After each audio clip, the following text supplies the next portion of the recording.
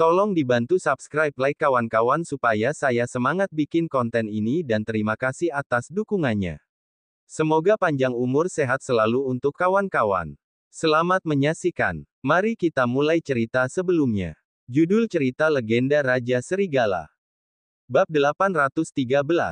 Zakir menunjuk ke arah kamar Rina dan berkata, suasana hati Rina sekarang lagi nggak baik. Di antara kalian semua, siapapun yang bisa bikin Rina senang dan dapetin hatinya, bakal langsung dijadiin menantu keluarga Yulianto. Saat ini, keluarga Yulianto memiliki status yang tinggi di Provinsi Julang. Setelah pengumuman terbuka tentang pencarian menantu baru, banyak orang yang datang untuk mencoba peruntungan. Mereka tidak peduli jika syaratnya harus mengitari kota Senggigi atau bahkan mengantri sampai ke Pulau Balino. Oleh sebab itu, para tuan muda ini tidak akan keberatan, mereka sangat percaya diri dan bersemangat untuk mencobanya. Nggak usah khawatir, Paman Zakir.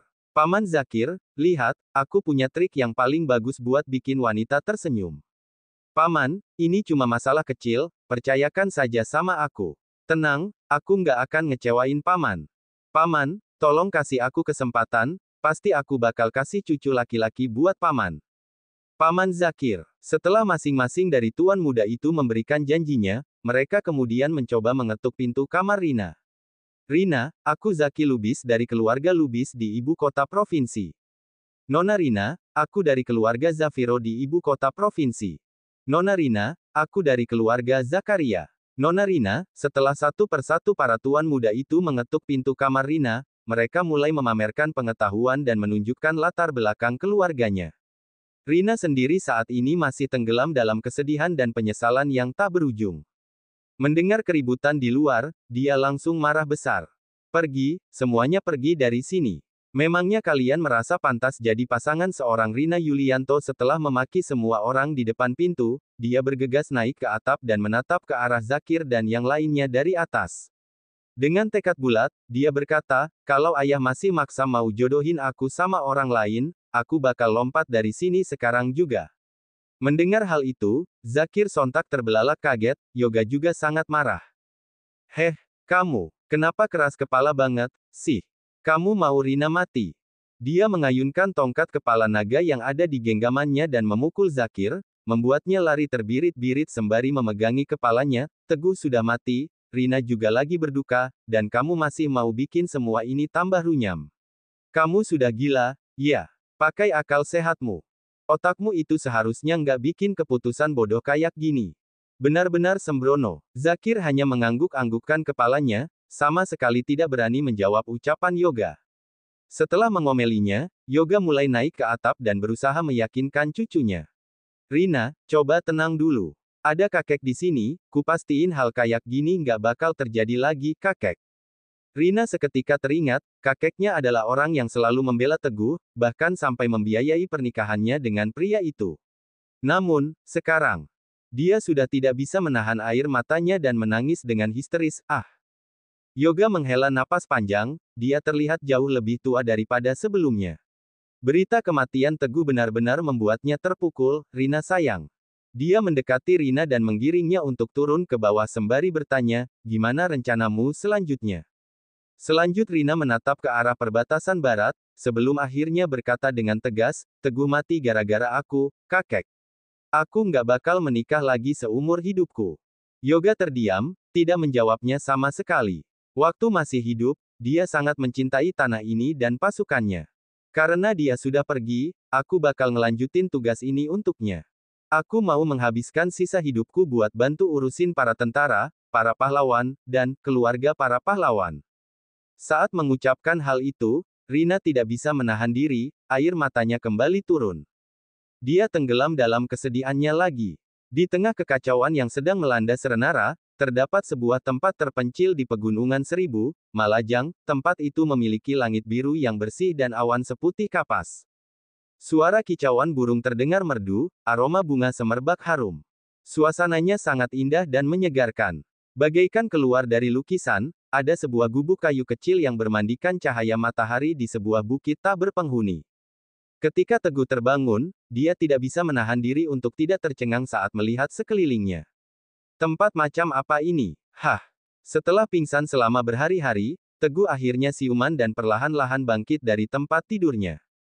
Saat itu, dia baru menyadari bahwa luka di tubuhnya sudah terbalut rapi dan kekuatannya hampir pulih sepenuhnya. Teguh turun dari tempat tidur dan bersiap untuk keluar, berusaha memahami situasi yang sedang terjadi.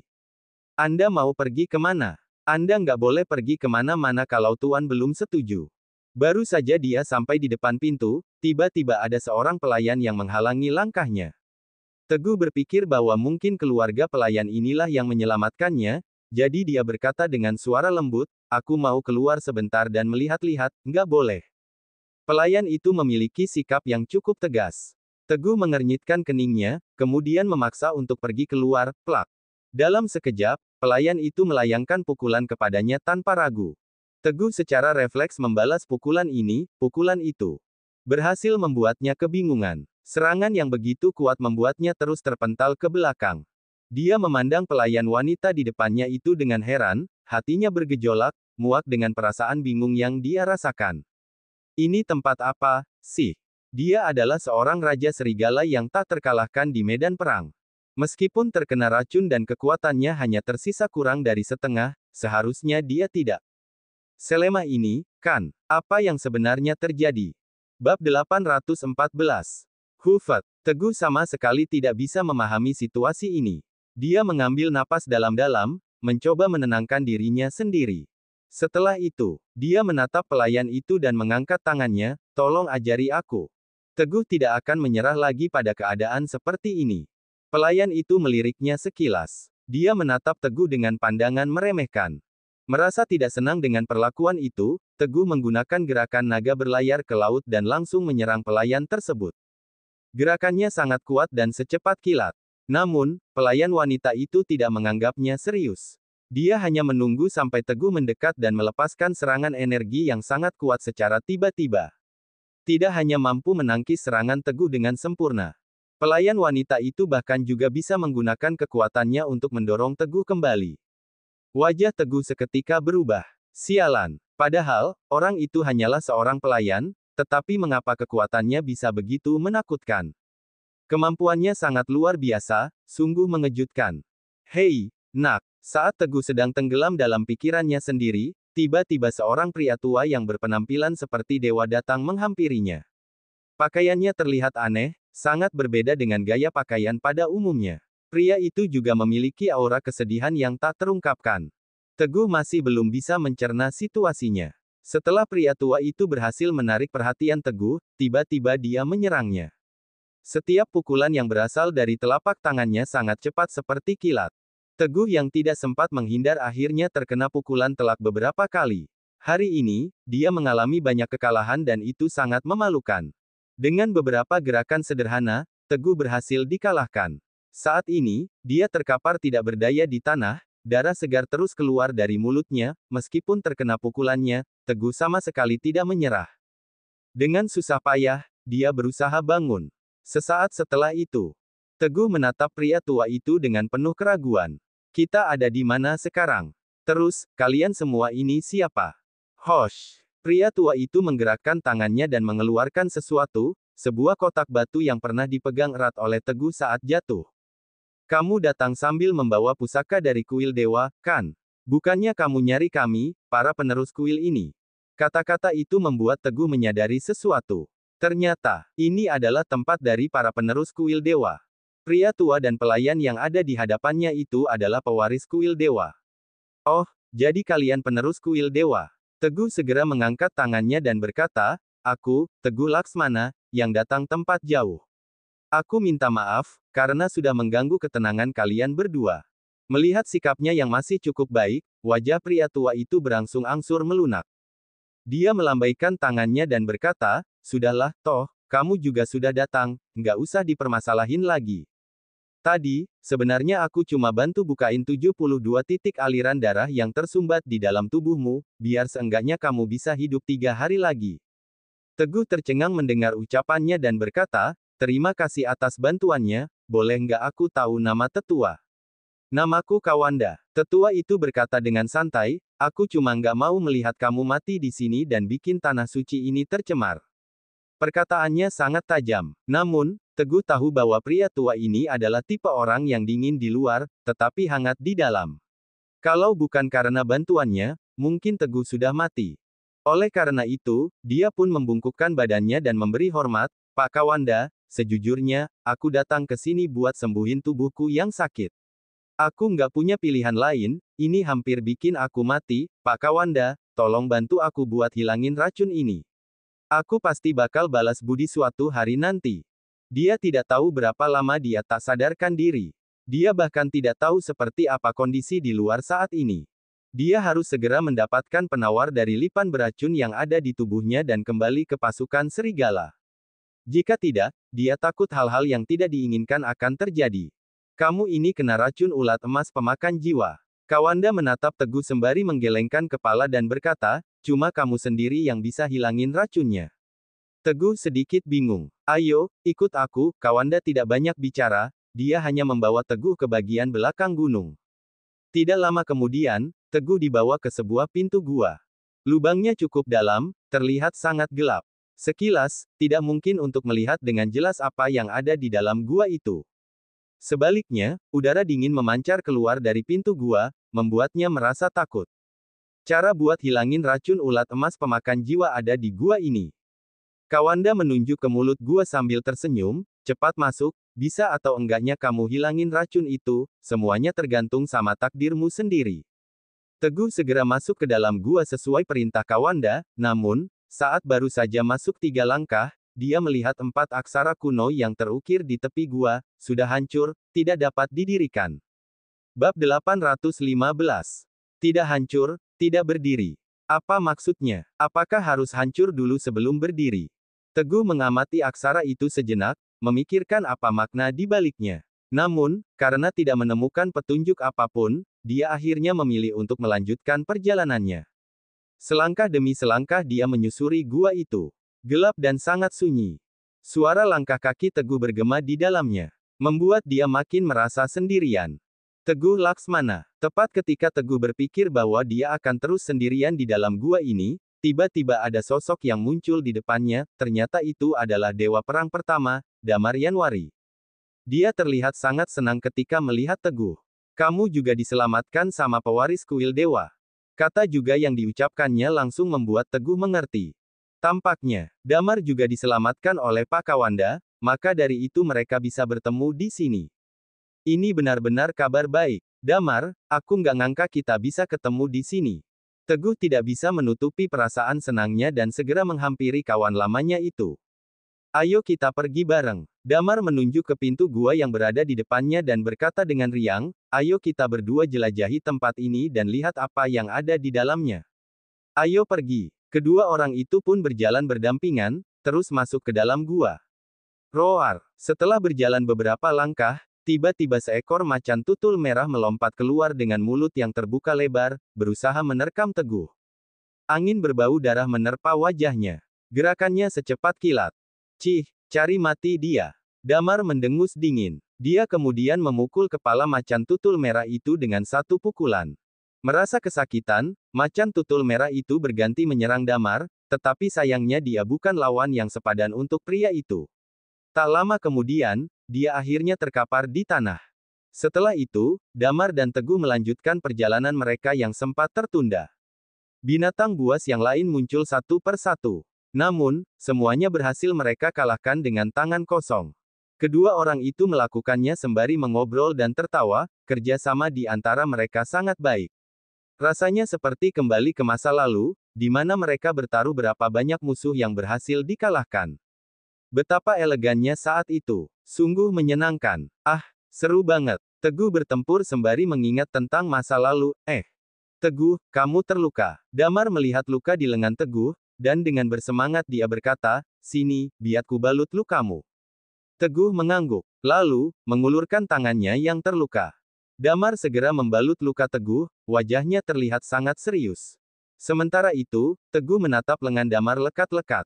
Ada yang tidak beres. Ini sangat aneh. Dia ingat, seharusnya di pergelangan tangan kanan Damar ada bekas luka bakar yang cukup besar. Luka itu didapatkan saat mereka sedang menghadapi pertempuran sengit di perbatasan barat, ketika Damar terluka akibat ledakan granat. Bekas luka itu tidak mungkin bisa hilang begitu saja, kecuali bekas lukanya dioperasi. Teguh baru menyadarinya sekarang. Orang yang ada di hadapannya sekarang bukanlah Damar yang asli. Namun, dia berusaha untuk tetap tenang dan bersikap biasa saja. Setelah lukanya selesai dibalut, mereka melanjutkan perjalanan dan terus melindungi satu sama lain. Beberapa saat kemudian, mereka berdua sampai di sebuah persimpangan. Jalan di sebelah kiri terlihat sangat berbahaya. Beberapa menit sekali terlihat ada api yang berkobar, ada pula jebakan berduri, seperti jalur yang pasti akan membawa kehancuran. Sedangkan di sebelah kanan, terlihat lebih tenang dan damai, segala sesuatunya tampak jelas dan tidak ada tanda-tanda perangkap jalan ini. Setelah melihat kedua jalan itu sekilas, Damar yang memimpin jalan, memilih pergi ke sebelah kanan. Seperti yang sudah diduga, jalan itu memang sangat lancar, tanpa ada hambatan sama sekali. Teguh, ayo cepat. Damar mendesaknya, jalan ini pasti benar, aku yakin yang di sebelahnya tadi itu buntu. Teguh meliriknya sebentar, sebelum akhirnya menghentikan langkahnya. Bab 816. Teguh, ayo cepetan. Damar terus mendesak Teguh untuk mengikutinya. Teguh memandang Damar dengan tajam, 4 aksara besar yang terpampang di pintu masuk tiba-tiba terlintas di pikirannya. Tidak hancur, tidak berdiri. Tidak hancur, tidak berdiri. Hancur kemudian bangkit. Apa mungkin? Sekarang dia harus jatuh dulu sebelum bangkit kembali. Mengingat hal ini, Teguh melirik Damar sekali lagi, sebelum akhirnya memilih untuk memasuki jalur satunya dengan mantap. Segera setelah dia melangkah ke dalamnya, tiba-tiba sosok Damar berubah menjadi angin, dan menghilang tanpa jejak. Wush! Sesaat setelah Teguh berjalan masuk ke dalam, tiba-tiba berbagai macam panah melesat ke arahnya. Tombak dari panah-panah itu berkilau, memberikan kesan tajam. Seperti kilat, anak panah itu bergerak secepat meteor. Seolah-olah memang sengaja diarahkan kepada Teguh. Meskipun dihadapkan pada situasi seperti itu, Teguh tidak gentar dan terus melanjutkan perjalanannya dengan tenang. Srak, dalam sekejap, panah-panah itu tiba di hadapan Teguh. Namun, tidak ada yang berhasil menembus tubuhnya. Shoot, shoot, shoot. Panah-panah itu seketika jatuh satu persatu di tanah, mengeluarkan suara yang terdengar jelas, meyakinkan bahwa itu bukanlah ilusi belaka. Teguh tidak menghiraukannya dan terus berjalan maju. Hosh, hosh, wosh, wosh. Sekarang, di hadapannya ada hamparan rumput berduri. Tanahnya sudah dipenuhi dengan lubang-lubang. Setiap lubang itu bisa mengeluarkan tombak besi yang tajam kapan saja, tanpa pola atau prediksi yang jelas. Hanya dengan berjalan di atasnya, tombak itu dapat melukainya kapan saja, bahkan bisa menusuknya hingga ke jantung. Teguh hanya melirik sekilas. Lalu, melangkah ke dalamnya tanpa ragu sedikit pun. Hosh, hosh, wosh, wosh. Benar saja, tombak besi itu satu persatu menusuk keluar. Ada yang tiba-tiba muncul dari bawah kaki Teguh dan berhasil merobek celananya. Bahkan, ada juga yang muncul tiba-tiba dari samping dan hampir menusuk kulitnya. Situasinya sangat mencekam. Ditambah lagi, udara di sana sangat dingin dan menusuk tulang. Namun, Teguh sama sekali tidak memperlambat atau mempercepat langkahnya.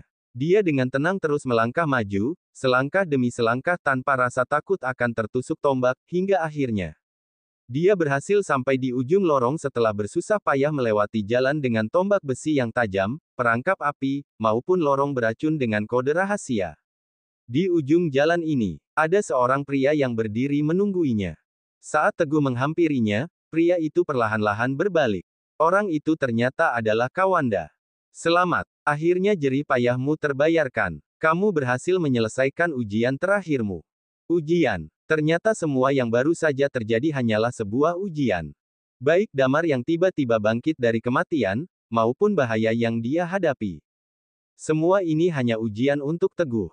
Serar. Saat Kawanda selesai berbicara, Teguh merasakan pandangannya berkunang-kunang, dan semuanya pun lenyap dalam sekejap. Gua itu hilang. Berbagai jebakan di depan matanya lenyap. Bahkan Kawanda pun tak terlihat lagi. Bab 817. Teguh merasa sedikit bingung, dan secara refleks berbalik untuk melihat ke belakang. Tiba-tiba, Kawanda muncul di belakangnya dengan membawa sebuah kotak batu di tangannya, persis seperti dengan yang dulu dia ambil dari patung dewa. Klik, hanya dengan sedikit dorongan, kotak batu itu terbuka. Di dalamnya, tergeletak sebuah kunci. Bentuknya sangat aneh dan berwarna hitam pekat, tampak seperti benda yang luar biasa. Ini kunci dari pintu batu yang ada di ujung gua. Kawanda mengucapkan hal itu sembari menyerahkan kuncinya kepada Teguh. Tanpa ragu, Teguh mengambil kunci tersebut dan pergi ke ujung gua, berusaha mencari lubang kunci yang disebutkan oleh Kawanda. Dia mencoba membuka pintu itu. Klek, ceklek. Tiba-tiba terdengar suara gemuruh yang cukup keras. Kemudian, seluruh gunung mulai bergetar hebat. Tanah berguncang. Seolah-olah kiamat sedang terjadi. Peristiwa itu membuat Teguh sangat terkejut. Namun, melihat Kawanda yang tidak bergeming, Teguh akhirnya kembali tenang. Klek, ceklek. Pintu batu itu akhirnya terbuka dan menunjukkan isi dari ruangan rahasia itu. Ternyata, tempat itu adalah perpustakaan yang telah tersegel selama bertahun-tahun. Di dalamnya, terdapat rak-rak yang tersusun rapi. Berisikan buku dengan kertas yang terlihat sudah menguning. Namun, tampaknya buku itu cukup terawat, tidak banyak debu yang menempel. Kawanda perlahan ikut masuk ke ruangan itu dan langsung menuju salah satu rak buku. Dia mengambil salah satu buku di sana dan menyerahkannya kepada Teguh. Teguh langsung menerima dan membacanya. Buku itu dijilid dengan unik yang harus dibuka dari arah belakang. Di atas sampulnya, terdapat huruf besar yang diukir dengan emas, memancarkan aura kuno yang sangat kental dan bertuliskan kitab kultivasi. Dia membuka halamannya dari kanan ke kiri. Halaman pertama, di sebelah kanan, ada gambar jaringan aliran darah dan otonomi tubuh. Di sebelah kiri, ada catatan tentang sutra hati. Untuk mencapai ketenangan dan kedamaian jiwa, harus tetap tenang dan sabar dalam menjalani hidup. Pada akhirnya, semua hal di dunia ini akan kembali ke akarnya. Teguh membacanya dengan seksama, merasa terpesona dengan isinya. Kemudian, dia duduk bersila dan mulai berlatih sesuai dengan arahan dari buku itu. Ini adalah kitab yang sangat hebat. Teguh mengikuti metode kultivasi di dalamnya, dan secara mengejutkan, dia benar-benar dapat membangkitkan energi yang sebelumnya terpendam di dalam tubuhnya. Ditambah lagi, setelah mencoba berlatih, Teguh makin mahir dalam menguasai seluruh energi tubuhnya. Di dalam aliran darah tubuhnya, energi Qi yang sebelumnya hanya bisa dia rasakan samar-samar, telah berubah menjadi sangat kuat. Hal yang paling membuatnya merasa aneh yaitu ketika terus berlatih, dia bisa merasakan keberadaan ulat emas pemakan jiwa di dalam tubuhnya. Dia pun baru menyadari bahwa ulat emas pemakan jiwa takut pada kekuatannya. Oleh karena itu, tekad Teguh untuk berlatih makin kuat. Jika mampu menguasai energi yang ada di dalam tubuhnya, dia pasti bisa mengendalikan parasit itu. Temuannya ini membuat Teguh sangat bersemangat. Selama ini, dia telah melewati banyak kesulitan akibat keberadaan parasit di dalam tubuhnya, sehingga dia rela melakukan segala macam percobaan untuk mengendalikan dan menyingkirkannya. Waktu berlalu, siang sudah berganti malam. Teguh bahkan tidak menyadari bahwa satu hari telah berlalu, sampai akhirnya perutnya mulai keroncongan. Seorang pelayan wanita datang membawakan makanan. Sudah waktunya makan. Teguh menghentikan sesi latihannya. Pada saat ini, energi dalam tubuhnya telah mengalami kemajuan yang signifikan, bahkan jauh lebih kuat daripada sebelumnya. Di mana Pak Kawanda? Aku mau bicara sama dia. Teguh melihat sekeliling dan menyadari bahwa dia masih berada di dalam gua, sementara Kawanda sudah pergi entah kemana. Pelayan wanita itu menatap Teguh dan menggelengkan kepalanya. Tuan tadi berpesan, sebelum benar-benar menguasai parasit itu, kamu nggak boleh ninggalin gua ini. Teguh sempat terdiam sejenak, lalu melanjutkan ucapannya, oke, gini saja, tolong bantu aku buat nanyain sesuatu, aku mau tahu gimana keadaan di luar sana sekarang. Bab 818. Berita kematian Dewa Perang Pertama membuat Teguh tertekan. Dia juga terjebak di gua ini. Jika Bayangan dan Sinta kembali tanpa cedera, mereka pasti akan mengumpulkan pasukan serigala dan melakukan tindakan-tindakan yang ceroboh. Jangan sampai semua hal itu terjadi. Aku bantu tanyakan kepadanya. Pelayan itu menganggukkan kepalanya dan pergi. Setelah makan, Teguh melanjutkan latihannya tanpa henti. Baik siang maupun malam, dia terus berlatih. Bahkan, karena terlalu fokus, dia sampai lupa makan dan tidur. Teguh sama sekali tidak tahu berapa lama waktu telan periaju. Dia hanya tahu bahwa energi dalam tubuhnya sudah sangat kuat dan mampu mengendalikan ulat emas pemakan jiwa, membuat parasit itu tidak berani berkeliaran dan hanya bersembunyi di dalam tubuhnya. Bam!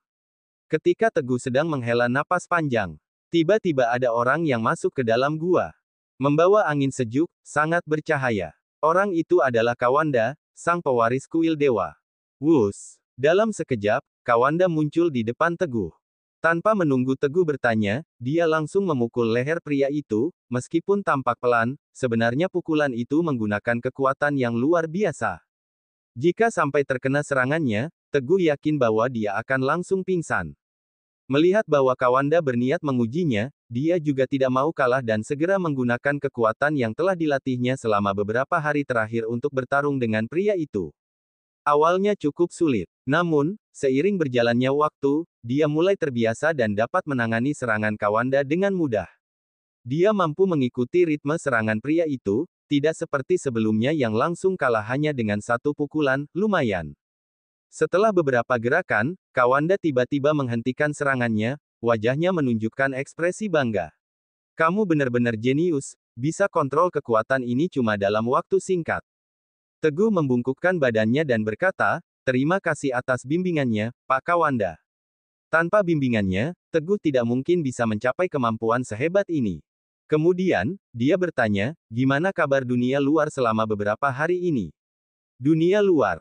Kawanda melirik Teguh dengan penuh makna dan menjelaskan, sejak hari kedua kamu pingsan, keadaan di luar sudah kacau balau. Air muka Teguh langsung berubah. Dia memang sudah menduga bahwa dunia luar tidak akan baik-baik saja. Namun, ketika Kawanda mengatakan bahwa terjadi kekacauan dengan sangat cepat, ini sungguh melampaui ekspektasinya. Kabar kematianmu sudah tersebar. Ada orang yang manggil 200 tentara dari pasukan serigala, kayaknya mereka lagi siap-siap buat menyerang. Ada juga orang yang terus ngumpulin tentara legendaris, kayaknya mereka lagi ngerencanain buat nyerang dan musnahin pasukan serigala di barat. Kawanda menjelaskan dengan sangat tenang. Ketika Teguh mendengar berita itu, dia sontak menjadi sangat gelisah. Bahkan, tanpa perlu dijelaskan dengan sangat detail, dia sudah bisa membayangkan separah apa situasi di luar sana. Dewa Perang Kedua memang sangat kejam, dia benar-benar berencana untuk memusnahkan pasukan serigala. Sementara itu, dia tidak tahu apakah bayangan dan para komandan dari pasukan serigala bisa memimpin mereka menuju kemenangan, Pak Kawanda. Teguh dengan cemas bertanya, kamu juga tahu, kan, kalau aku itu Raja Serigala dari pasukan serigala. Menurutmu, kira-kira aku? Nggak bisa. Belum sempat Teguh mengatakan bahwa dia ingin pergi, Kawanda sudah memotong perkataannya, situasi di luar sana nggak ada hubungannya sama aku. Aku juga nggak peduli sama statusmu. Tapi karena kamu sudah datang ke kuil suci, kamu harus ikutin semua aturannya. Kalau kamu mau pergi. Bab 819. Kamu harus bisa keluarin ulat emas pemakan jiwa dari tubuhmu dulu, terus hadapi 3 serangan dariku. Selain itu, nggak ada cara lain lagi. Tanpa persetujuanku, kamu nggak akan boleh keluar dari sini. Setelah selesai berbicara, Kawanda meletakkan kedua tangannya di belakang punggung dan meninggalkan gua dengan cepat, hanya dalam beberapa langkah saja. Teguh terdiam. Setelah itu, dia memutuskan untuk melanjutkan latihannya, berusaha menyelesaikan masalah terkait ulat emas pemakan jiwa secepat mungkin dan meninggalkan tempat ini. Pada saat yang sama, peristiwa besar sedang terjadi di luar sana, di kota Senggigi, Provinsi Julang, ada puluhan orang yang menghilang secara misterius setiap harinya. Setelah diselidiki, baik dengan melihat rekaman CCTV maupun dengan bertanya pada masyarakat sekitar, belum ada petunjuk yang bisa ditemukan, seolah-olah orang-orang itu lenyap dari dunia ini. Selain itu, sebuah penyakit aneh juga menyebar luas di kota Senggigi dan sekitarnya. Setiap orang yang terjangkit penyakit itu akan merasa lesu dan lelah, seperti kehilangan kekuatan mereka sepenuhnya. Kondisinya jauh berbeda dengan orang normal. Bahkan, untuk makan dengan mangkuk pun mereka merasa sangat kesulitan. Dua peristiwa ini terjadi di saat yang bersamaan. Wali kota Senggigi, Dika Zafiro, sudah sangat pusing menghadapi masalah yang datang bertubi-tubi. Namun, sayangnya dia belum berhasil menemukan petunjuk berharga atau menghentikan penyebaran wabah ini dengan baik. Dalam sekejap, keluhan publik di sekitar kota Senggigi dan sekitarnya makin meningkat, orang-orang terlihat makin gelisah dan khawatir. Sementara di sisi lain, pangkalan militer di wilayah tengah.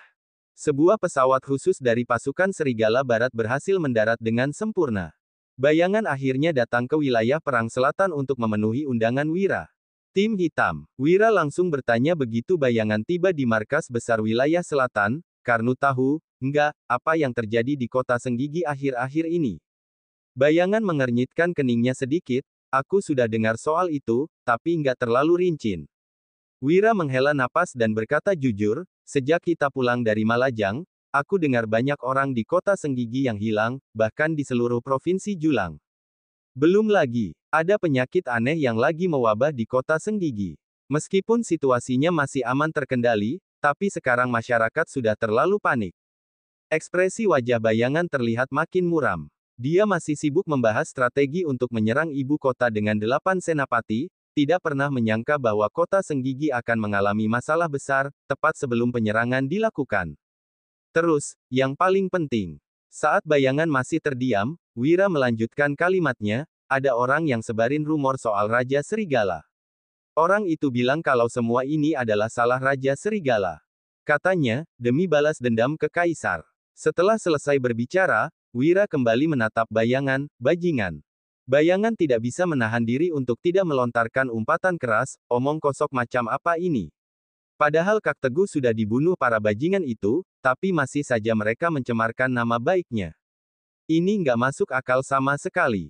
Wira menghela napas, makanya aku minta kamu buat tinggal dan bantu selidiki masalah ini. Kita harus cepat-cepat bersihkan nama baik Raja Serigala, gimana? Bayangan berpikir sejenak, terlihat mempertimbangkan ucapan Wira. Pasukan Serigala mungkin tidak akan menyerang ibu kota dalam waktu dekat. Narnun, masalah ini ada kaitannya dengan nama baik Raja Serigala, jadi dia hanya perlu menyetujuinya.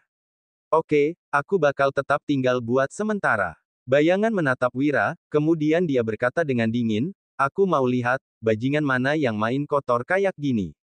Lihat saja, aku bakal langsung tangkap dan ngulitin dia hidup-hidup. Setelah itu, bayangan dibawa oleh pengawal Wira untuk melihat petunjuk permasalahan ini. Tim hitam, tim hitam. Melihat bayangan pergi, Wira memandang punggungnya dari jendela dan berkata kepada dirinya sendiri, sekarang lagi banyak banget musibah di Serenara. Pasukan Serigala Barat itu pasukan muda yang kuat banget dari Serenara, ditambah lagi itu hasil kerja keras Teguh selama hidupnya. Pokoknya, kali ini nggak boleh ada kesalahan. Aku nahan kamu kayak gini juga ada alasannya. Cerita bersambung.